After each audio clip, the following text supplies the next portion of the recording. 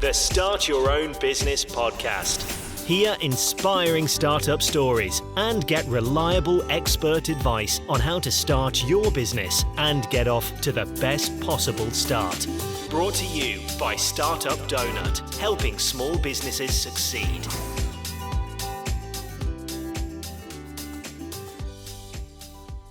Hi there, thanks for joining us. You're listening to the Start Your Own Business podcast. My name's Fiona Pryor and I'm your host. Like many people, I love music. It's a constant soundtrack to my working day. Music also plays a key role in creating a great customer experience, especially for retail and hospitality businesses. But it's not limited to businesses in those sectors. In this episode, I'll be speaking to Liam Wood of the New World Trading Company, an award-winning hospitality group known for several well-known brands across the UK, including The Botanist, which currently has 29 venues nationwide.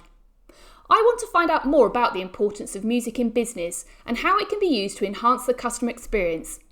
Before we meet Liam, let's hear from our sponsors, PPL PRS, a joint venture between the UK's two music licensing organisations. Listen closely. That's what silence sounds like. Not just to you, but to the customers entering your new business. Without music, there's no toe-tapping rhythm for shoppers as they browse your latest products, or no upbeat soundtrack for customers to enjoy as they sip their morning coffee in your new cafe. Without music, businesses can often lack atmosphere and things can sometimes fall a bit flat, which is where the music license can help. The music license from PPL PRS allows businesses to play music in their premises while ensuring those who create it are fairly paid for their work. If you use music in your business, you will usually require a license. By obtaining the music license, startup businesses can create an uplifting atmosphere and a welcoming environment by playing music from some of the biggest names through to new emerging artists that both staff and customers enjoy, all thanks to one license. The music license from PPL PRS. It's that simple. Start up by turning it up and visit themusiclicense.co.uk to find out more.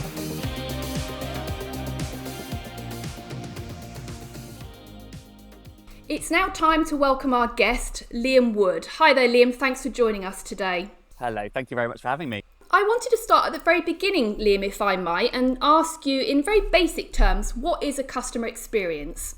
Of course, yeah. Well, customer experience really is I'd say it's the sum of all parts is how you need to consider it. So you think about how a customer interacts with your business or your brand or your product, whatever. Think about absolutely every single touch point that a customer might have with you in that way. So that could be your online presence, your social media interactions, what they see there, broader marketing campaigns. Maybe, if you laugh at a particularly witty poster on the tube or something, that's an interaction with a part of a customer experience.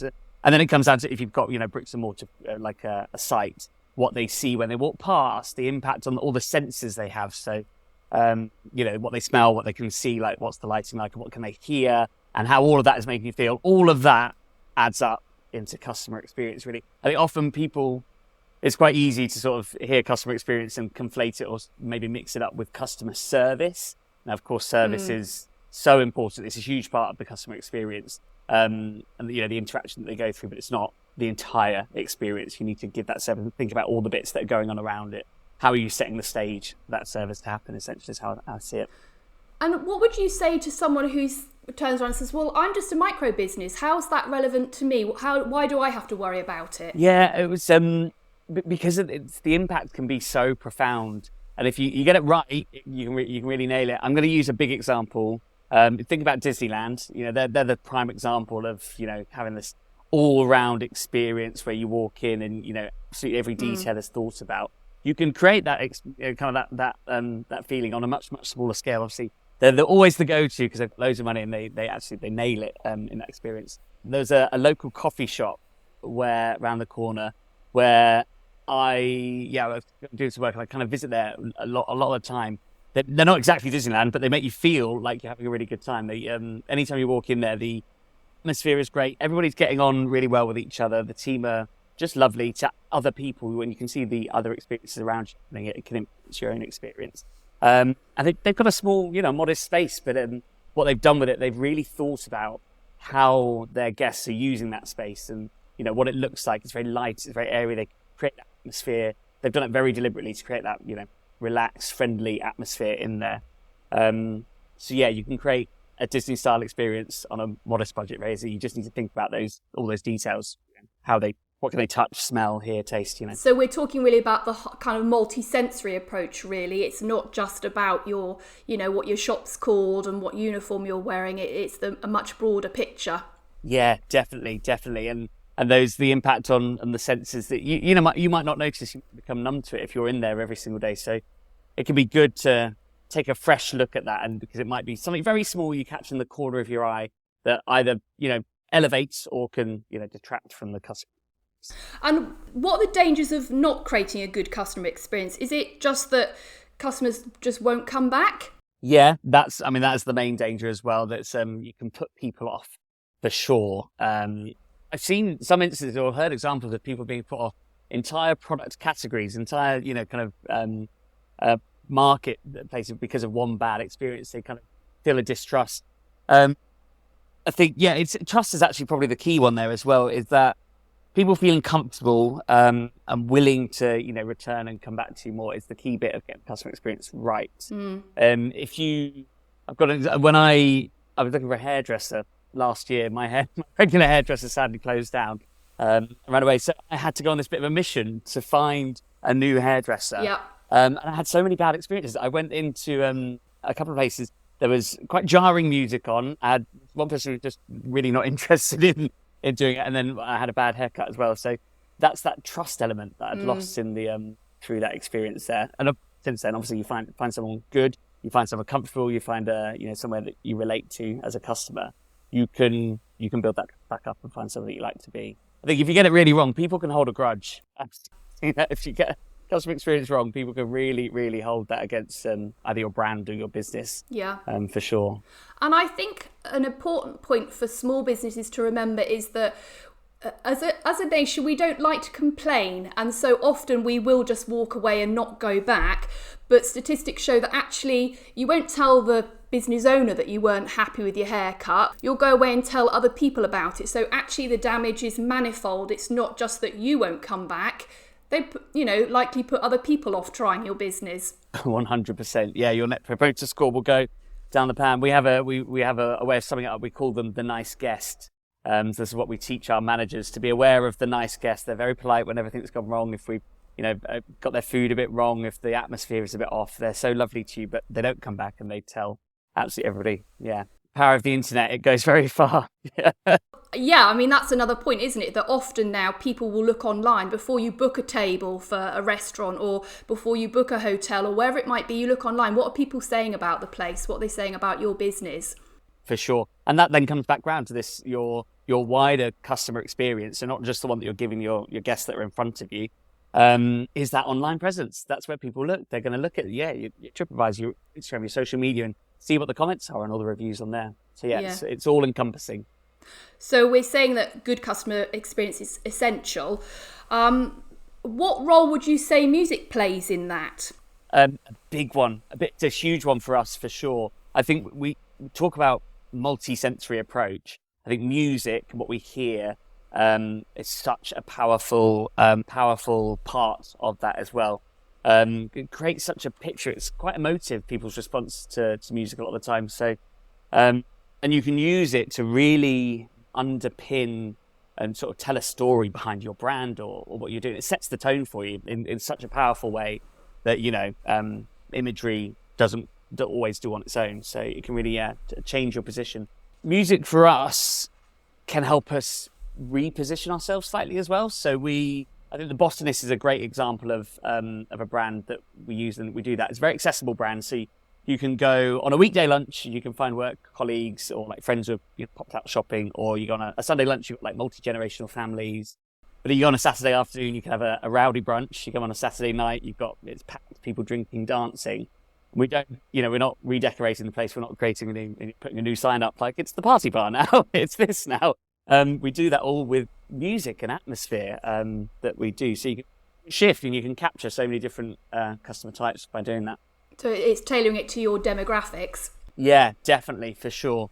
The guests that you have in the business or in the building right now and who you want to be in there as well. I've got another great example, actually. Our colleagues over at a brand, Be At One, the cocktail club, these are great examples where they do it. So in there, lots of their venues, the music is in the hands of the bar team serving. So again, talking about customer experience, it comes right round. So the person who's making your drinks for you, if you've got a rapport and you're talking, they could pop on the song that you like, or they could pop on the music, or sense the tone and the atmosphere of what you want to achieve. So they're acting like a DJ. They're creating your night for you. That you're having this cocktail and you're enjoying this piece of music. So we'll keep you here a bit longer by doing more of the same, maybe. Exactly. Or elevate you and kind of really, really have a good time with it. So yeah, that's when all of those bits click together. That's when it's the best kind of notes, I think. And I think it's an interesting example. I've got a friend who's got a small sort of side hustle business. She makes candles, and she's recently gone into a pop-up shop that they've got on the high street. So they've got lots of other little traders with their craft things in there, and she did a kind of reels to put on her website and to put on her socials, and she put some background music to it, and it's like she had the candles going, so that was creating the smell. You had the beautiful products that people have made on display, the music, and you sort of think, yeah, it's creating a kind of vibe that encourages people to stay and linger a bit longer, perhaps make a few more purchases than they had intended to when they first went into the shop. Absolutely, that definitely has that impact. Because people connect with you more as well. They're connecting with who you are, your product, what you're trying to sell, and maybe you as a person as well. So yeah, and that's why they're much more likely to make commercial decisions and part with their cash if they want to. And there's science to back this up. There's scientific studies that show the positive impact that music can have on your feelings. You release, the good hormones from your brains, dopamine and serotonin, that make you feel good. And that can all be associated with your brand, can't it? Yeah, definitely. And that's where that brand loyalty piece comes in. So people, it all comes together. They've had that good experience. They've had that good feeling when they're in there. They're much more likely to return, and that's the key to making a strong business, is getting people to come back again and again and again. So if you can make sure people have that positive experience, they will do. There's also I've seen studies similarly, just in that moment, they might not be a repeat guest, but in that moment they're willing to spend just a bit more in that time. A PPLPRS study, they said that they put classical music on in a restaurant, and 31% of the diners end up ordering more expensive food. And I think they put pop music on it. It was something like 40% people wanted to spend more because they felt a bit more relaxed and sort of they were having a fun time. Yeah. It's so interesting, so powerful. Yes, exactly. And it's things that you're not necessarily aware of as the customer.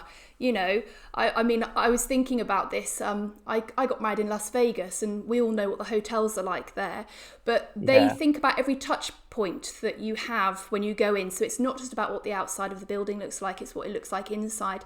And often you're not aware of it, but there's piped music playing, and it's specific to that hotel, and it's to give you a specific feeling, and you kind of linger longer, and you kind of feel like you're part and parcel of the whole experience. Yeah, that's such a great example. It is, and I think it's so funny how often you don't realise that music is done there. And Vegas is a great example of how they get it really right, and it's very deliberate and very thought out. To match the brand, to match the story they want to tell, that feeling that they want people to have. Ultimately keep people there, keep people spending more. Yeah, and you'll go back there. I mean, I know personally, I've got 2 local express versions of the big supermarket chains that are spitting distance, same distance from my house. And there's always one that I will go to rather than the other. And often I'm listening to the shop radio and I find myself singing along. So I'm in the shop longer. I put more things in my basket that perhaps weren't on my original list. I'll end up chatting to the person behind the counter about, oh, I love this piece of music. And you have you build a relationship with the staff that are in the shop as a result of it. And so that's part of the reason I go back now, because I feel like I've got a personal connection to the staff in the shop too. Exactly, yeah. It builds those connections, and in so many different ways that you might not realise. So we've talked about picking the right music. On the flip side of that, there's playing the wrong music, not having music that's in keeping with your brand and the message that you want to give out to people. How do you know what's right to play? You've talked about, playing different music at different times depending on the demographic that are coming in. How do you know that you've got the right tone? Yeah, you really do need to give it some thought. And I think this is where anybody, thinking of popping music into their business should be very careful. So I think it'd be quite easy to pick a random playlist or, kind of pop something on, just because you wanted to have some music. But like you said, you could get it wrong, and you could end up telling the wrong story about your brand or putting people off. What you need to do really is, first of all, consider what your brand or your product is. What is it you want? How do you want to be perceived? What are you trying to say with it? So you've got that message. And then secondly, who is your audience? What's your customer base? Who are you trying to target? What do they want to see? And what do they want to hear as well? And you join those two bits up together. So between there, there's lots of data that you can get on, types of music and styles and things that different demographics enjoy or that does well. There's loads and loads out there that you can get. And it's just a case of putting those bits together. You do need to give it a bit of time and thought and, kind of do a bit of research and see what either your competitors or brands that you're aspiring to be like, see what they're doing and get some inspiration there as well. We've got the luxury, we've got a team that help us do that, and that, they'll take big days out and spend time with our site teams to join those dots together to be like, what are our guests saying? How do we want to be seen, and put those bits together. Yeah. And I think an important point to make is also no music can be as bad as the wrong music. I was talking to Lisa this morning about how she'd been to a restaurant and there was no music at all. It was deadly silence, and all you could hear was the other tables' conversations and the staff in the kitchen shouting at each other because someone had, burned the steak or whatever it might be. And she said, although the restaurant itself was beautiful and the food was lovely and, all of that, they never went back because they felt, you expect, there's certain expectations when you visit certain types of businesses, in the same way that if you're going to have your lashes done or a nail bar or a massage, you expect to hear a certain type of music in certain venues. And it's about part of meeting people's expectations, I think. Yeah, exactly. It's the lack of music is so jarring. You can see if something goes wrong and the music goes off in one of our venues, the management team, you can see the panic on their eyes because they know what's happening. Because it feels so dead. It feels very eerie. I'm in some of our venues, before we open, after we close, and it feels weird, especially if you look at like a space where a stage should be. You're sat there, it's the dead air. It can make people feel a bit uncomfortable, for sure. It's a bit like when the wedding DJ puts on the wrong tune and the dance floor. Yes, it's exactly that. Exactly. You don't want to be the bad wedding DJ. Exactly. So that's the takeaway. It's think carefully about what you're using. Don't just chuck on any old stuff. 100%, yeah. Music obviously is ubiquitous now. You've got sort of numerous options as a small business for how you could use music, from listening, popping a streaming service on or putting the radio on, or, like you were saying, in some of your venues, live music. But you can't just do that. You need a license before you can play music. I wondered if you could tell us a little bit about that. Yeah, definitely. I think it's it can be overlooked actually, and it's really important that you do the research properly and have a little look. So you play any kind of music or you've got live performances or whatever, generally you are going to need a license for it. Not just because the record labels want you to, because they want you to. It's law. There's it's copyright law, so that you have to do it. So anybody that you do it, and it's just to make sure then whoever has the rights to that music and whoever created this piece of art essentially gets the recognition and the rewards, the rewards to do it as well. I think there's a perception that the music industry is full of money, but actually there's plenty of artists, even artists you might know, that don't always get, the recognition or the money that they deserve for the art they produce. So yeah, you do need to do it. So it includes also office settings. So you might not have members of the public in your area, but if you've got music playing, generally you might need to have a license for it. So good news, it's very straightforward. So there's a company, PPL PRS. They look after licensing. They sort of joined two companies. They joined forces, And there's something very handy called the music license. You can see where they got the name. So that's what we have. So, and that allows you to sort of legally play music for various things. You know, if you have the radio, if you have radio on TV, if you've got a TV on in the background, all of these things, it covers you for all of that. So you can do it legally and make sure everyone's represented. In the past, you had to get multiple different licenses from different people and stuff. So it's a lot more straightforward. You can kind of pull that together. So yeah, so then they make sure that all of the bit at the other end of making sure artists are looked after, they do all of that for you. You've done your bit there. They're rewarded for their work. Exactly, as they should be. We work quite closely with them, so we submit an annual report so that our playlisting, we have live music, we have DJs as well, make sure all of that's compliant, and we're doing our bit and playing the ball our side. Yeah. So you've got your license then. I suppose the next thing is to think about how you're going to broadcast that and the sound system you're going to use. If you've got, a physical premises, that's certainly something you would need to think about. Yeah, for sure. I think it's interesting you mentioned the supermarket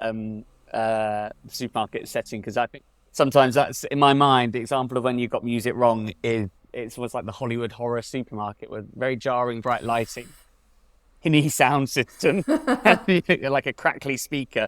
Feels like something ominous is about to happen.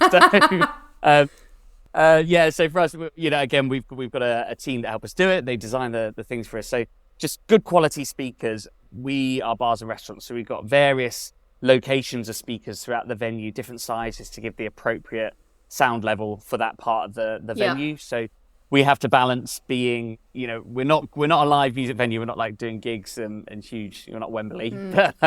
But we do want to make sure we do justice to the people performing live while also not overwhelming the bar and restaurant experience. So, so we've got a bit of a mix of stuff that we've got there. Decent rack that powers it and looks after there as well.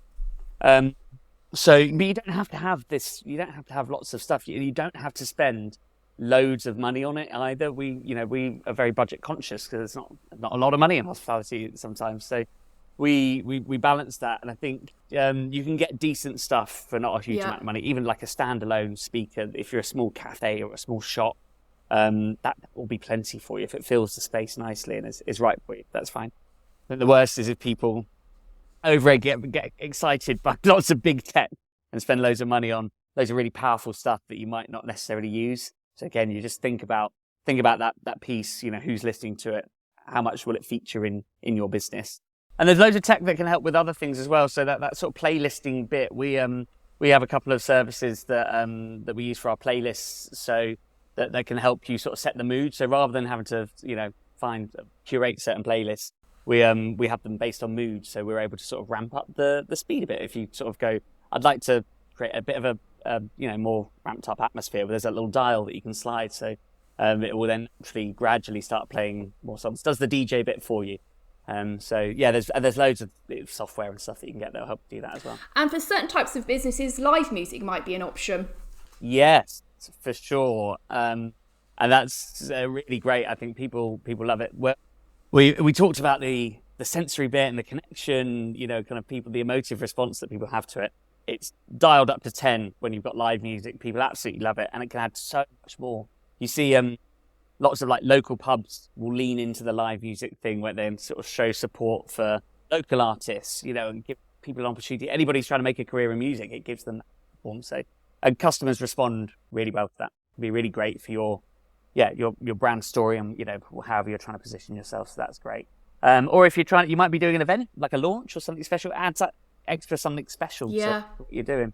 For sure, we do every month. We do a botanist bingo, which is a live music game essentially. So it's like guess the song, but in bingo format, and people love it. It's so much fun.